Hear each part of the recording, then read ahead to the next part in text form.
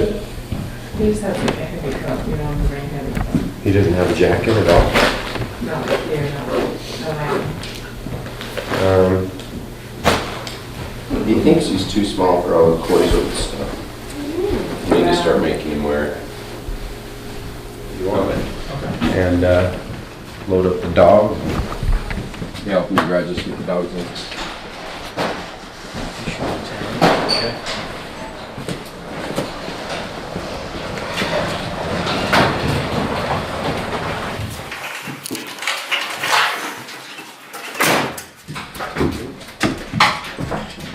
Both or both of them? Okay, let me see. 2 hours.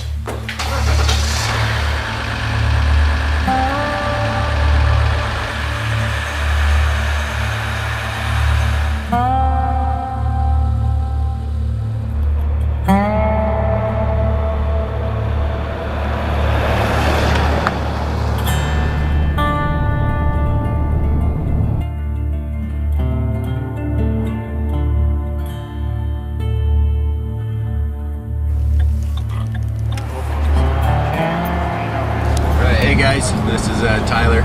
Got my boys with me today. Cy and Coy, they're on spring break. They're driving their mother crazy, so we're getting them out of the house and going to the book lifts and doing a little horn hunting. So come along with us and have a good time. We're going to go to a top secret location in the book lifts that nobody knows about, right boys? Yeah. Right. Yeah. No, it's the middle of April. The horn hunt's been going for a couple of weeks now. And with the shed season closure until April 1st, I know there's been a lot of people out already, but we're going to get out and try to hit some country that maybe some other folks haven't hit and see what we can find. If nothing else, we're going to just enjoy some beautiful spring weather and some mountain scenery. So come along with us and enjoy.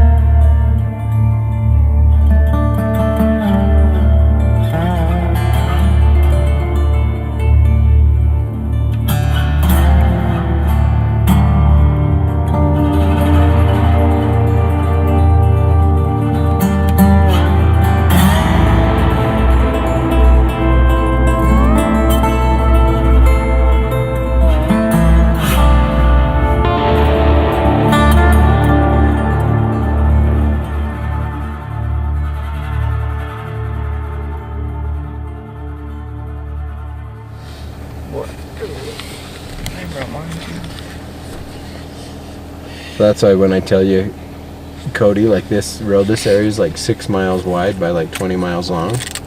It doesn't sound very big, but then you look at these canyons. It's huge, absolutely huge.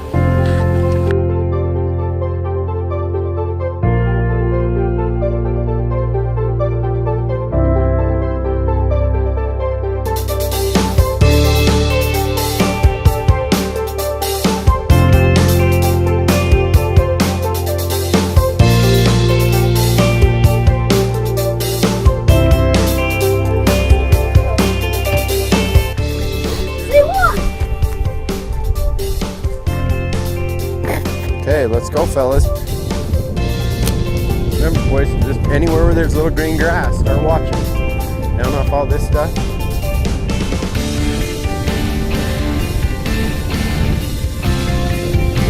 There's a lot of elk tracks right here.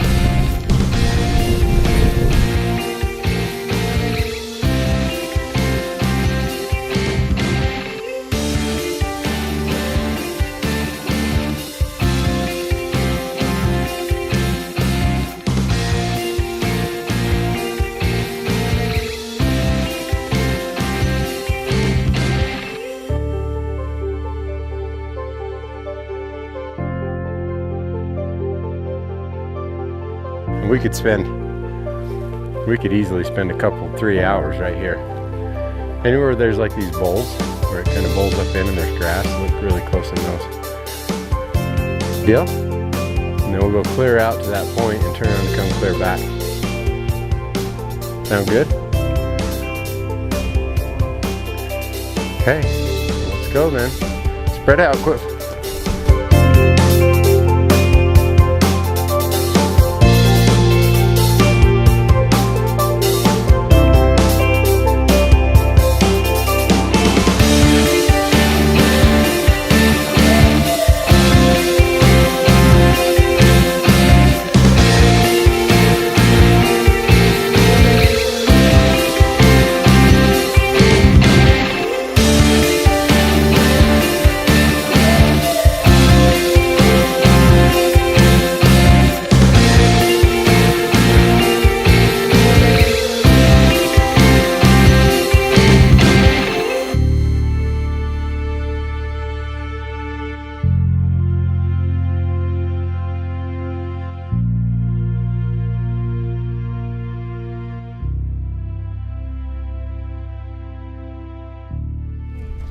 We got to cover a certain amount of miles before we find a horn.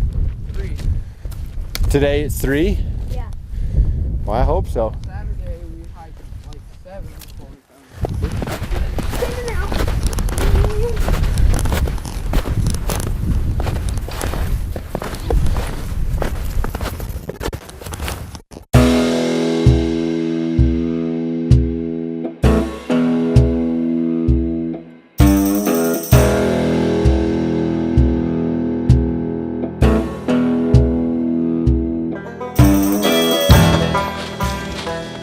It's almost easier to walk on the snow than it is. Where the heck is that? Piece of that tree.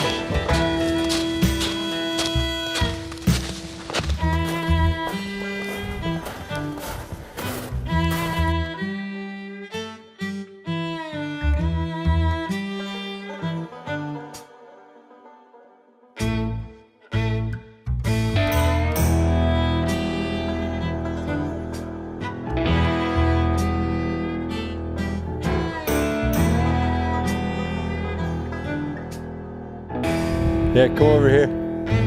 That's the stud horse in front. Come here.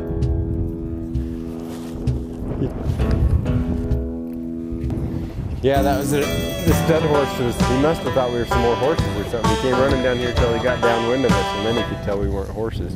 But he was trying to tell us who's boss.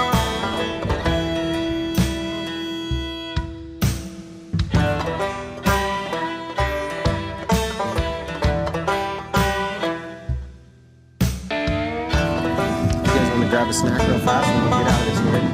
I'm gonna have to attempt to circle back and go down, get off this divide where it's not so windy.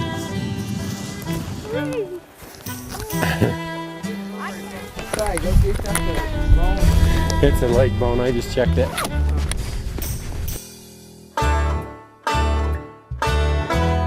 You two are blind. Oh, I see it. I don't see anything. Hey, I don't want it.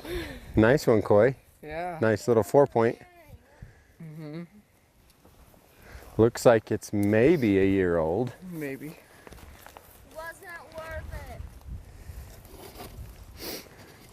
I knew you were gonna do that. Well, we're 3.5 miles in and 1 horn, right, buddy? 1. 1? Okay, you gonna strap it on or you want me to strap it on? Put it on my pack. Let's get it going.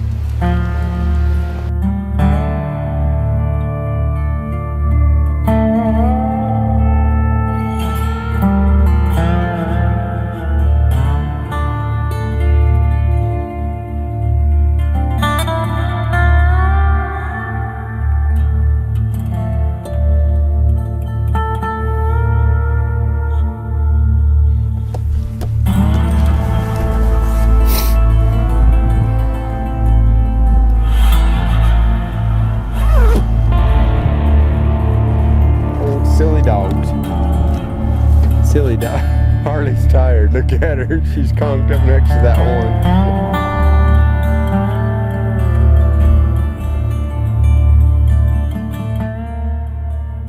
Okay, we're on our way back in. We've spent 4 or 5 hours out poking around. Walked about what, boys? 5 miles or so. They're pretty hammered, as you can see. They're snoring while their dad drives home. But yeah, we were able to find a couple of horns. Wasn't a total loss, but yeah, saw a lot of animals. Saw a bunch of wild horses, a lot of elk, a lot of deer, a moose. What else did we see, boys? Is that about it? Yeah.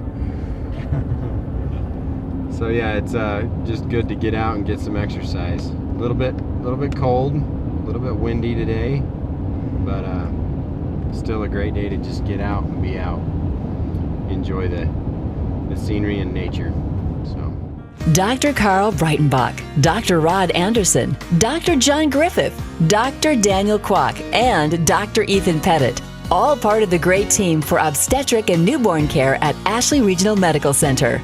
Our obstetric team has over 80 years of combined experience in delivering your baby and working closely with a highly trained team of obstetrical nurses. Our pediatrics team can treat newborns at 34 weeks and older in our Level 2 NICU, providing you with the opportunity to stay close to home with your friends and family to support you. Our new Women's Center, opening in 2018, will provide the latest in amenities for your comfort and quality of care. Worried about costs? Our new Storks program can provide you with the help you may need. You can ask any of our providers for more information.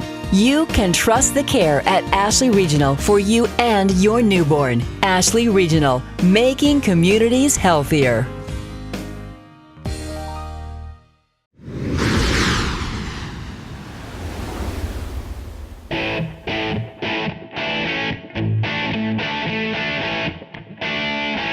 Hi, I'm Tonya Kieffer with the Utah Division of Wildlife Resources. This year in 2017, we had over a 200% snowpack in the state of Utah, which forced us to issue an antler closure, which was different than any other year that we've had previously.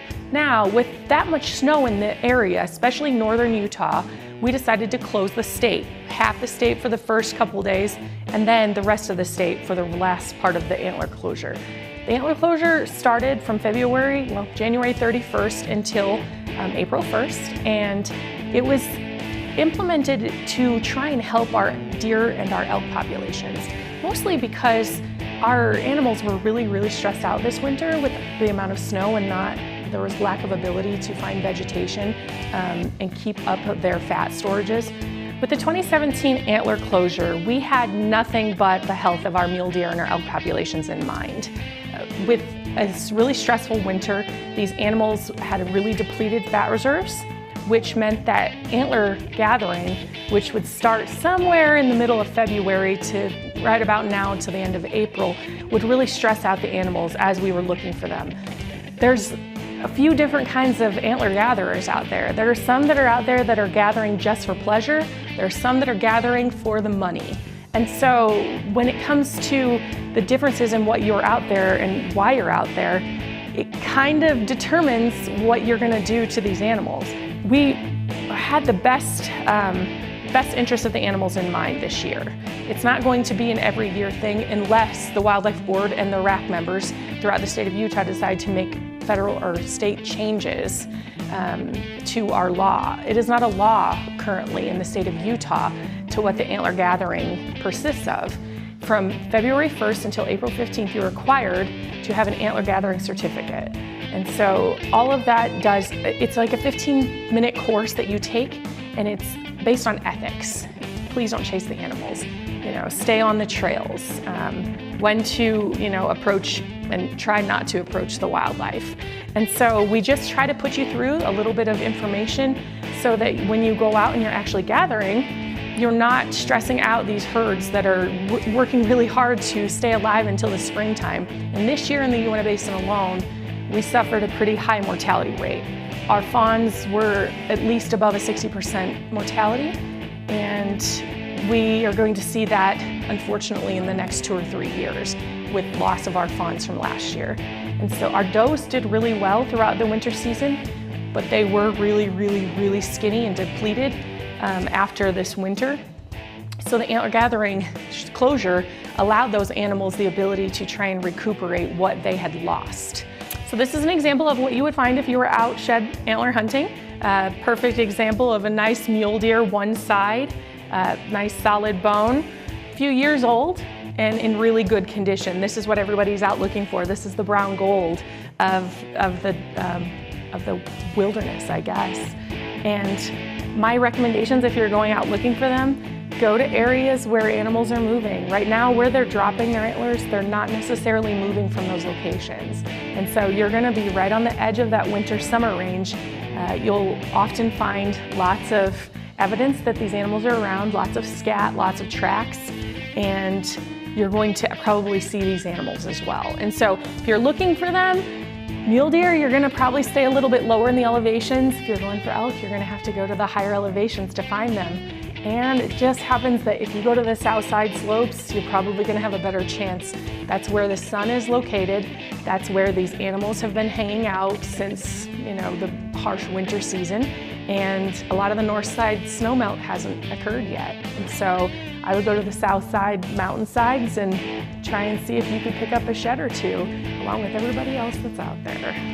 As you're out gathering antlers this year, make sure that you're paying attention to the habitat as well, not just the wildlife. Never approach the wildlife as we always recommend, but make sure that you're staying on the trails. The habitat is just as crucial to these animals as anything else. So there was a lot of ATV tracks this weekend when we were out off trail, and if you destroy the habitat, you're destroying something that may take a really long time to bounce back. So please stay on the trails, be ethical about your OHV uses, don't make any illegal choices, and please respect the wildlife and respect the habitat.